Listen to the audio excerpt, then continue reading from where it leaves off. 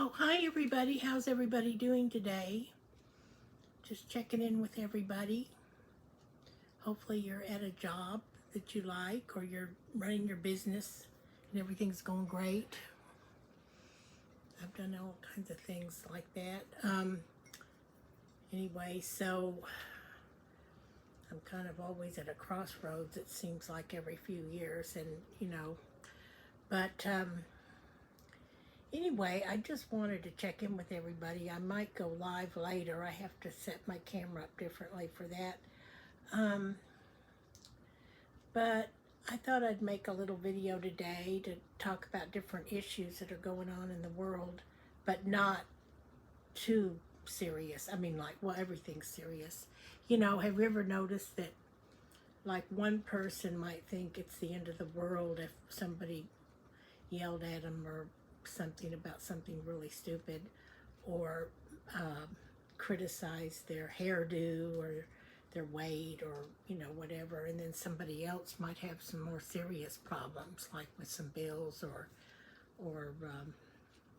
in Texas you might have bug problems or whatever, but everything, well, most things can be fixed with money. Money fixes a lot of things. That's what keeps us all working. And if we're not working, that's what keeps us thinking about working and thinking about job interviews and auditions and booking more work and creating more work. And initially I started my little YouTube channel here just to have fun, and also I started it like 10 years ago, and for like several years I only had like 5 subscribers or something. Thank you for you guys that have stayed with me. But a lot of it was to post my auditions and promote myself as an actor. We've talked about it over and over. There's like 1.7 million actors on the planet, and it took me 10 years to get into SAG-AFTRA, and now I'm among the 150,000. But it's kind of like the law of supply and demand, like what Jim Rohn talked about in business. I personally will work, I am in SAG-AFTRA, but I'll work at the ultra low budget minimum, whatever it is, because whatever it is better than what I'm doing now, which is zero. So, but, maybe I don't actually fit into a complete box, but I can play all kinds of characters, in real life. I have a journalism degree, and for almost 10 years, as I noticed, I was a news editor reporter for lots of small little papers, and they were really kind of fun and funny, but it was a lot of work. Sometimes I even worked up to 80 hours a week, and sometimes we didn't even get overtime because it was not hourly. It was just a salary job, and it was usually pretty low pay. I mean, to use the comparison, if I was to go to work as a cashier, which I've done in more recent years, at a store or a restaurant or something, I could make more money, or than I made as a managing editor of a newspaper. But that was several years ago. But back in the 80s, see. So, but it's all relative, and then I've been a news reporter editor, and as far as all the algorithms and everything goes, I've been done all kinds of different jobs, and I do relate to the job, and because I've been single, I was married and divorced, and then I was engaged to another guy one time, but because I've been mostly an independent type person, however meager, however staying afloat, however barely making it, however, most of the time I've tried to live alone, or sometimes with roommates or whatever, but it's, they have like an algorithm on YouTube. It's like to stay on the same subject, and some people will say, oh, well, you got to work on this or that, or maybe, like when I was a substitute teacher, they were always getting on to kids and saying, well, maybe you need to be on the ADD medicine or whatever it is. But a lot of times, a lot of that stuff comes from childhood trauma, which I did go through some of that. And also, it's also as you heal, you kind of get rid of a lot of that because you move out of the crisis management more into a more different way of doing things. But also, it's sort of a way to um, just sort of de-escalate your life, kind of. And that really helps if you can figure out a way to de-escalate everything, because if you're like in a crisis mode, it doesn't really work. Well, the same can apply to like your acting career, or like when I've sold insurance on a commission, and sometimes I had to get other jobs to pay the bills in addition to my commission, just like you would as an actor, see? Because if your whole life is like, oh my God, if I don't book this role or if I don't sell these policies today, I won't be able to pay my bills or eat, or have food or whatever. And, like my history teacher used to say, if you don't work, you don't eat. And I remember that stuff. When you get older, you start remembering things from like grade school and stuff. So, but yeah, I've done a lot of different things. So I can't really say that um, I'm necessarily like in a box. But most people are not. Most people are more interesting and more complicated than what society tries to put us into a box. And it's not just if you're trying to become an actor, everybody always says, I want to become an actor. Well, just become an actor and then you work on it. All you have to do to become an actor actually is go down to your community theater and start auditioning for roles. And even if you don't get anything, people do the same thing. Like the first time I moved out to Hollywood and tried to, I auditioned a lot. And then I did a lot of extra work, which paid a lot of bills out there. I used to do extra work 24/7, but then would have agents or people say, even especially acting coaches say, oh, well, you don't want to do too much extra work, because if they see you too much as an extra, you won't get any decent auditions, which is true. I mean, it can. They do stereotype a lot like that, but they try to put people into a box. And I remember even one agent was trying to sell me as like the Midwest type woman when I'm originally from Texas, but then my parents were Yankees from New York, so, but I do have some relatives, well, they're more on East Coast and southern East Coast. Now they had moved out of Texas, but basically everybody's trying to put everybody into a box, and everybody needs to work, and everybody needs to pay their bills. And at the bottom line, I'm getting down to the thing. You can't let money rule your life, but money can solve a lot of problems. And, we have to figure out a way to make more money and still have fun and laugh and joke. And that's really important. Laughing and joking. You think about all the problems in the world, and people are so preoccupied with what somebody else is doing. Like, for example, the celebs. I'm real happy for some of the celebs, and I have tried to talk to some of these imposters and say that quit. I've had like almost 100 imposters always messaging me. I believe most of them are Nigerian romance scammers. We've been through this before. They've asked me to marry them and everything. Well, they always say, oh no, I'm really Brad Pitt. In fact, they even call me through the apps. I've had to block and report several of them over the last 3 or 4 years. And, they really turned something in where I just said, oh, he's really cute or attractive or whatever. A lot of women were getting all excited over him and Leonardo. I've told that story before. Of course, you've probably heard it, when they came in to the ArcLight Theater in Hollywood and spoke to us. It was actually a SAG-AFTRA screening, which is the Screen Actors Guild, American Federation of Television and Radio Artists. Anyway, everybody's always trying to push stuff on you. There's like scam artists, like for jobs. I mean, the whole world is, I'm jumping around a lot because there's a lot going on, especially if you're on the internet. Now, if you have someone that likes to work on their focus, you need to budget your time on the internet too. You need to like set a timer, like maybe set a egg timer, or even your just sell.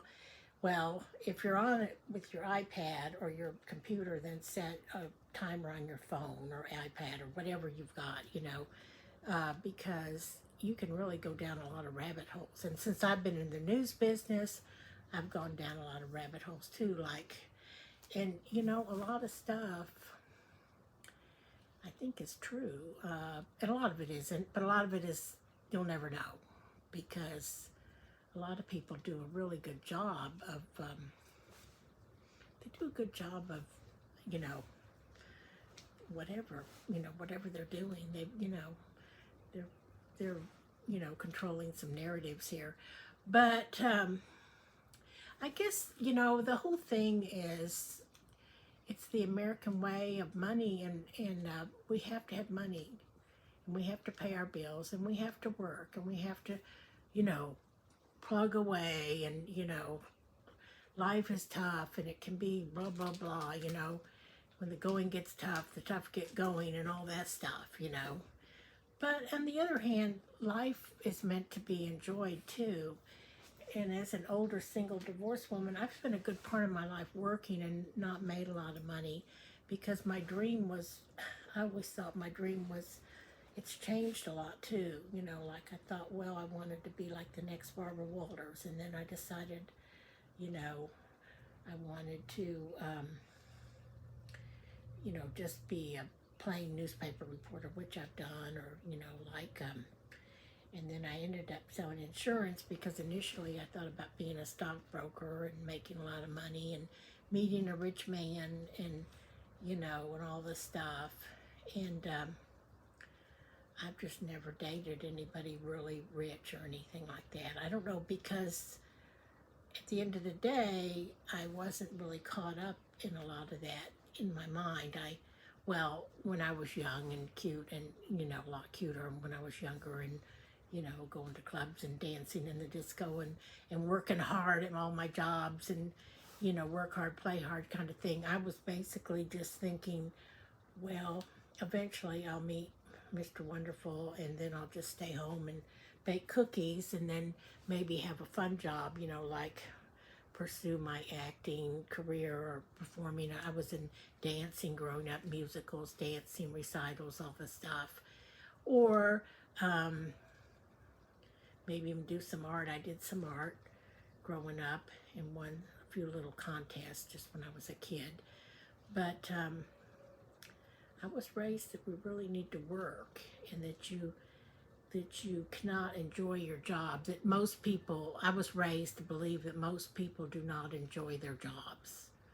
And I think that was a big reason why I had a hard time making it in the big time in Hollywood too, in addition to the, it's like myriad of competition, and it's pretty easy to get discouraged out there. And, you can do everything right by the book, and take the right classes and do it all. And there's no guarantee. And, the only way to really guarantee it is to write a script and sell it. The hard part is selling it to a trustworthy person, and getting them to having enough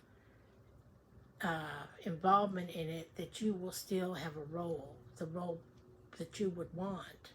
But if you're pushed for money, you may have to just sell the whole thing and let them have it, and put whoever they want in it, maybe a name brand or a name star that what they think is going to draw more money. But, a lot of people want to see new people too sometimes. But everything is difficult. But at the end of the day, I think I'm older, and I'm having a pretty hard time accepting my birthday coming up in like a week and a half or so. I mean, I can't believe I've survived so many things in my life. And I'm not going to, I mean, I don't know, maybe I'll write a book someday about a lot of stuff. But, you know, you get to a point in life where you think, you know, I've survived a lot of stuff. And I really have never made the big time in anything. But I've been, on my resume, I look pretty successful. But, you know, just barely, you know, floating by and staying afloat and making your bills barely is not considered the American dream or being successful. I mean, I've never owned my own home because I was always thinking, well, I'll have to wait till I meet a man, even a provider man, especially since I wanted to have like 8 kids at one point, being raised Catholic. In fact, one guy I was engaged to, that's why we broke up, because he decided he didn't want to have any children, and he was an attorney, and he wanted to just travel and do things. And I said, no, I've got to have kids. And then I ended up working for him in a law office. Well, I worked for one of his friends, in a law office, that they had gone to school together. And I found out later that guy got married and then to somebody, and she ended up having a baby. So, you know, you never know about people, but there were other things. We were not that compatible anyway. I mean, he thought so. He thought we would be, as long as I did everything he said. And then I had an ex like that too when I got married. It was kind of like his way or the highway kind of person. A lot of men are like that, but a lot of women are too for friendship. You know, you got to be careful. And bosses too, oh my goodness. And customers, oh my gosh. You know, at one point I had over 200 customers when I worked at Prudential, and then I went independent, and they were just on a strictly commission, and everybody stereotypes. They think, oh, all insurance agents are rich. No. In fact, 90% of them have another job or quit. And just like actors, like in acting, 95% of actors actually quit or get another job and just keep going with it, like I've done over 20 years, because it's hard. And to do any kind of sales or acting, or even to ace the big interviews, you know, for big jobs, you have to have a pretty good line of, I don't want to say good line of BS, because I don't know, but I have heard a lot of people say that, including successful business owners. You know, it's kind of true. I mean, I'm so honest, you know, and then I'll tell everybody, you know, it's just a game. Life is such a crazy game, you know. So, but I may go live one day and talk to people about, if you have any questions about all the different industries I've been in. I've been in media, entertainment, education, because I've been a substitute teacher on and off in Texas and California. I've subbed at all levels, K through 12. And I prefer high school, or sometimes middle school honors, it depends. Or sometimes 5th or 6th graders aren't too bad, it just depends. Occasionally I can do 1st, 2nd, or 3rd grade, but actually younger women do better with those because they can run, you know, wear sneakers, because these kids are all over the place, especially in front of the substitute teachers. They're pretty crazy. The kids are pretty goofy. So, and some of them are pretty out of control too. So, but I guess what I want to say is, when you're working, ask for more money. I never did. I never have. You know, actually, I have to go back and find more work again. So I'm going to try to find a job that pays the best. And I haven't given up on love yet, but you know what? Who needs the aggravation and what's the rush? Because I haven't had very good luck with it, because I used to be so good-natured, and I used to be kind of your classic doormat, and a lot of that is a survivor of you know, trauma and childhood stuff. But I've learned the hard way not to do that anymore. I stand up for myself, and I don't let people push me around anymore, especially friends even, or especially if I was dating. And, you know, a lot of men my age, they want someone half their age. It's very common. You see that with a lot of prominent celebrities, including the, you know, ones that have like 100,000 imposters. No, just 100 imposters or so. But at one point, it felt like 200 or 300 imposters, but it was just about 100 contacting me, especially the Brad Pitt ones. But there were some other ones too. They all have them. Especially if a guy is single or divorced or quiet about his life and you don't really know what they are, you know, and, you know. So, and then, of course, sometimes you have women imposters, or, you know, maybe it's a man pretending to be a woman celebrity or whatever, all kinds of, that's a whole nother ball of wax. So, but anyway, I guess that's what I wanted to talk about today, is just how we have to have fun, we have to laugh and have joy, but money can be a stress, but we have to not let it totally ruin our lives or constantly think, because if we get to a point where we're so worried about it every minute, you can become kind of frozen, like you could kind of like temporarily stalemated in your life. You know, you get kind of so stressed out that you cannot handle stuff.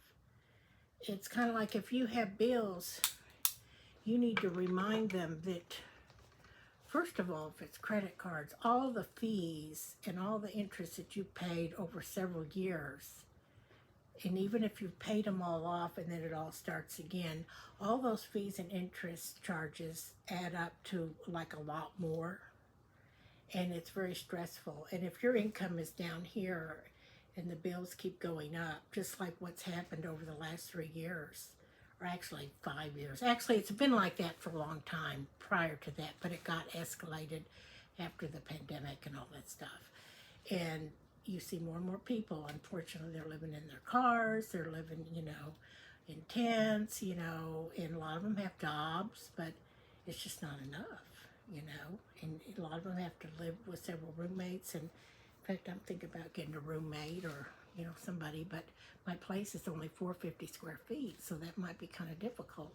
I'm decluttering a lot of things in here, and there's no dishwasher or washer dryer, and I am getting rid of the bugs, almost gone, using a mixture of borax and baking soda. And then the bug people, they come in about once a month too. So, you know, a lot of older buildings in Texas have that problem, because it's primarily due to the weather too, especially when you get a lot of rain in the spring. We get a lot of rain. We've had a lot of rain here. And but basically, back to what, you know, basically about that would be hard. I mean, you have to think of all these different issues, you know, like if you had pets and then that person, do they have pets? You know, would my pets accept them, or would they, you know, and then if they have pets, you have to get a bigger place to get accepted, you know, because a lot of places limit your pets. And unless you know, have your own rent house or something, or you have special permission. But I guess that's what it is. I mean, like, I've spent a good part of my life worried about money, because my dad was a depression baby too. And that's all we talked about growing up, you know. It's like he was always like stressed out, I got to get the order. And my mother would occasionally make like a nicer meal instead of like the budget meal or something. And then he would wonder, how much did that cost, and all the stuff, and, you know, and then tell us what he did to get all that, and how many he had to, you know, finally he had a bad back because he was 6'5", and he had to park around the corner, you know, so that they wouldn't see his Cadillac that he finally bought when he made more money, because it might have been a used one too. I think they did that. But I think, yeah, usually they were. And so just to have more leg room and everything. But I mean, like with sometimes in sales, you'd pretend that you were desperate for money, you know. It's so like he wouldn't want people to know that he had bought a new car, but he had a lot of other bills to pay because I had a brother who had mental retardation, so we had to put him in a special place, and there was just a lot of things, costing money. See, so when you're raised like that, you're sort of, and I was the youngest. You're always kind of worried. So, but I wanted to be independent because of what I went through growing up, but then I was conflicted. I wanted to be independent, but then I also wanted to find the nice man to have a bunch of babies with. So I guess some guys got kind of wigged out. I had some semi-decent boyfriends that might have made some decent provider types versus some of the others that would not have been or were not good provider types, because maybe they just wanted to have 1 or 2 kids, or maybe not any kids, or maybe just 3 to 4 kids. But when I would say, oh, I'm Catholic, I want 7, 8 kids, well, that'll send any guy to head for the hills. I mean, and I was really cute then. I mean, I was really slim and cute, but I was kind of nervous a lot. I mean, maybe that's why I was slimmer, but I mean, I'm working on myself again just to get slim to look nicer, but also and fit back into some of my clothes, but also just to be healthier, And but I guess that's at the end of the day, money is like a constant theme in your life, whether you're like low income, poor level, or middle income. And I've gone back and forth between all my life, even as a kid, and like my parents between middle class, upper middle class, lower class, and then with me it was mostly back and forth between well, we shouldn't use the word middle class. One of my friends told me it's nicer to say middle income or low income, because why are we judging people like that? Because class is class. I've met people with low income that have more class than people that are like elite types, okay? So, anyway, so you have lower income and then middle income. I've mostly alternated between those two. And, but it's been challenging, and it's also, we have our mind conditioned too. Well, I'm this age, and maybe I can't do as much. But then other times when I've had a lot of zest and I can do all the stuff, I've had job offers and I've started jobs, and then as soon as they would find out my real age, oh my God, you're like 10, 20 years older than what we thought, whatever it was, could be more even. And they would like go, wow. Or they wouldn't say anything, but I knew that was it. I even had on job interviews. I was going through the whole thing, and I was getting ready to start work. And then I'd gone through the whole process online and then in person, everything. And then finally they had to see my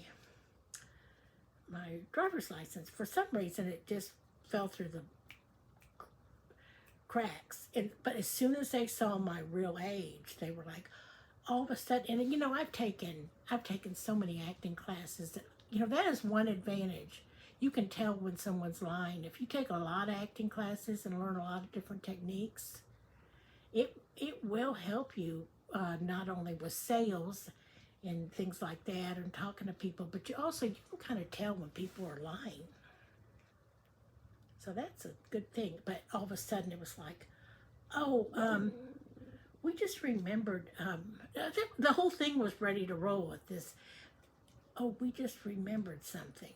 Like, no, they didn't remember something. All of a sudden they saw my real age, and they have this stereotype thing. Oh, well, that's going to be a problem, because in their mind, because, and a lot of it, I blame some of it on the way, it's not so much anymore, but the way they used to do commercials and stuff and certain things in Hollywood, they had like the stereotype person of like a certain age, I mean, to me, in my humble, meager, not very successful opinion, okay, I will say, well, I mean, I've been successful in life, but not, I mean, it depends.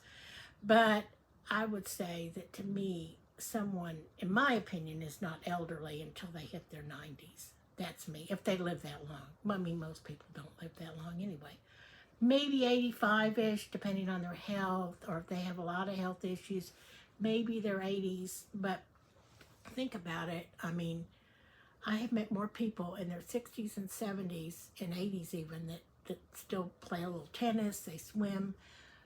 There are people working in all kinds of jobs, especially if it's a job they like actors that work well to be like in their 90s or even up to 100 or something.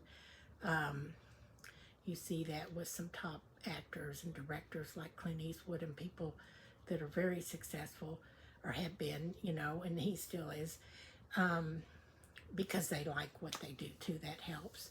Or, you know, I've even met insurance agents that love doing all that and talking to people and, you know, about the insurance. In fact, I don't even know, I haven't made any money in that in a long time. But I may have to renew my licenses anyway, because sometimes that's like a backup job. You know, I'm always like worried. I'm always like trying to do plan A, plan B, plan C, plan D, plan E. And because I'm always so worried about everything, but sometimes I overdo it. And I'm Catholic and I need to have more faith in God and life. And you get to the point where you live your life where you don't trust other people. Now, I have a lot of friends, and I have some really good friends, but I don't have, like, I've had a hard time with the romantic thing with certain, you know, like with men and stuff, and, you know.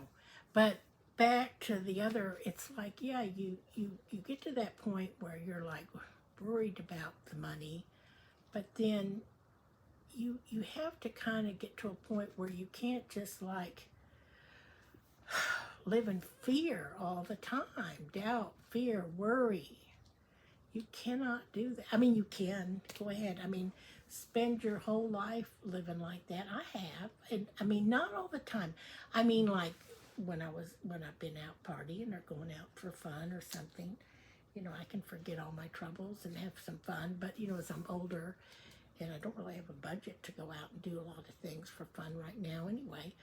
But you know, but some people constantly live in fear and worry, even when they're out having fun or supposed to be having fun, or even top successful people, always worried about everything, you know, every minute. And if you're always worried about money and you spend your whole life worried about money, it can really play havoc with you.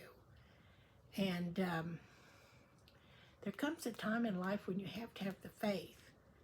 It's kind of like if somebody says, well, you need to pay this bill right now. Well, you might say, well, I have to wait till I get this new job to pay the bill.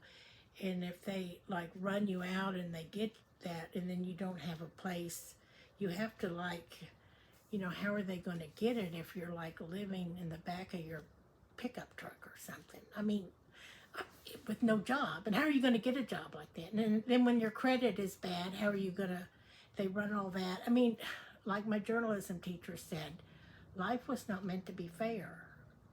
Or it isn't fair or whatever. But, can't misquote people now if you're in that business, but they do it all the time. In fact, they make up stuff, half of them. But sort of, or paraphrase, whatever. You know, that's a whole nother thing. Maybe they misunderstood, you know. It's always, they can always use that. I misunderstood, or I don't know, understand my source, or my source said this, or a lot of them say, I have a source. They make it up and say they have a source, which they don't have a source. Anyway, that's a whole other thing. They can't identify their source because they don't have it. Anyway, but, or maybe they do, or maybe they really have kind of some kind of source that, you know, whatever, we don't want to know, maybe. I don't know, but, and we don't want to know, maybe. But that's all. I mean, I guess you can't spend your whole life worried about, you know, am I going to find the right person? Am I going to have enough money? Am I going to, you have to just live your life. I think I've lived a lot of my life in fear and worry, like a worry wart. And if you worry too much, you aren't as productive. Now, there's been a lot of times in life where I really loved my job and I really threw myself into my work, especially like in the news business or even the acting thing, like even when I was just an extra or the auditions were fun, but in working the little, booking some small roles and things, but even like when I used to do extra work like 24/7 at one point, the first time I moved out to LA, I did, and you could then because they had a lot of productions almost in every corner all the time. So, but anyway, but you can't worry. I mean, you can, like I said, I'm repeating myself, but let me just put it this way. If you spend a good part of your life worrying about everything, worrying about your relationships, worried about, I mean, there comes a time when, as long as you're doing the best you can, you have to just kind of go with it and kind of trust your gut feelings about stuff and not worry too much, because all that worry all worry does is just counteracts any productivity, basically. It's just the bottom line. And you see that in jobs, and when somebody is in trouble at a job, um, I've been there before, but it's like you're working a job, and then every few minutes or every so often on a regular basis, several times a day, you're getting a lot of work done, and then somebody's on your case every minute and driving you nuts and picking on you or something, then, that right there is a way to lose your job, because and maybe you didn't like the job or didn't like the person bossing you around, and they were mean to you and they abused you and whatever, but maybe you needed that job for your bills right then until you could find something better and find a more compatible situation, just like in a marriage or with friends or boyfriend, girlfriend, or whatever. So, or where you live or whatever. So, I guess that's it. I mean, we have to kind of figure out a way to joke and laugh and have more fun. And if you notice, like with social media, people are real skittish now about um, comedy. Like, they're sort of like walking a tightrope. It's so subjective anyway. What's funny to one person is really not funny to another person. Okay? So, and there's a way to do that too. It's not easy. I've tried to write a few little sitcoms. I've gotten like 3 or 4 pages done at a time, and then I'm just like stalemate again.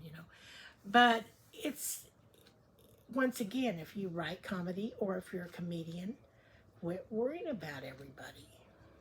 You can't. And a lot of these algorithms and matrices and machines and the whole AI thing and everything, I don't believe it has a real sense of humor or a soul or anything. It can't even comprehend that, or love or whatever.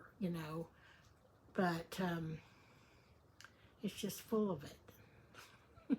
It's like the salesperson that's just telling you what you want to hear, and then sign, sign, sign, and not giving you time to read. Because believe me, if you read completely almost any contract from top to bottom on anything, you may not buy or you may take your time, or may make some adjustments. I mean, that's why attorneys do so well on contract law and everything.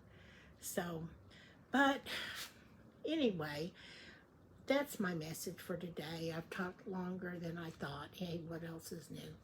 I'm a woman too. I use that as an excuse. Plus, I'm an older woman who's alone. I'm like back when I sold insurance when I was younger. Like, I'd call people and I couldn't get the older people off the phone. And they'd tell me all the stuff, and they're lonely. Look, that's part of it. And but now I'm kind of getting to be one of those, but I have to kind of watch it, you know. But I guess just we all just are doing, we're going through the same thing. And remember, if you're in an argument with somebody over politics or something, remember, they're probably getting their news from a different source than yours. You always have to consider the source. You know, who are they, what are they following? And run down that rabbit hole. And how do they know that all that's true? And blah, blah, blah, you know. Maybe neither one of you know the truth, and maybe I don't know either. I mean, no, I mean, who knows? I mean, but then sometimes we do know, and maybe we don't want to know. Maybe that would just give us more to worry about. You know, think about it like that. Okay, so just it's not, I'm not saying that ignorance is bliss or anything, but I'm just saying I'm kind of talking out loud to myself too. I want to have more faith. I want to have more fun. I'm older. You know, life is short. Even if I live to be 99 like my grandmother, or, you know, then, or even 80 like my mom, I want to figure out this life. And I have had a lot of fun, but I haven't, fun is not always the word. I maybe be happier too, you know, and find people that I sort of can sort of chill with. And as I've gotten older, I have, though. I don't have like, I have maybe on social media, it looks like I have like tons of friends, hundreds of friends, or 1,000 or whatever. And I don't have like millions and all that stuff and viral. I'm not even making money from anything yet on social media. I have a lot of things to learn still, I guess. But basically, you know, why worry about it? So I'm going to go now before I I don't want to keep going on another path. But yeah, basically, maybe just for me, I'm talking out loud to myself, doing the best I can, especially being older. And I want to contribute more to the world.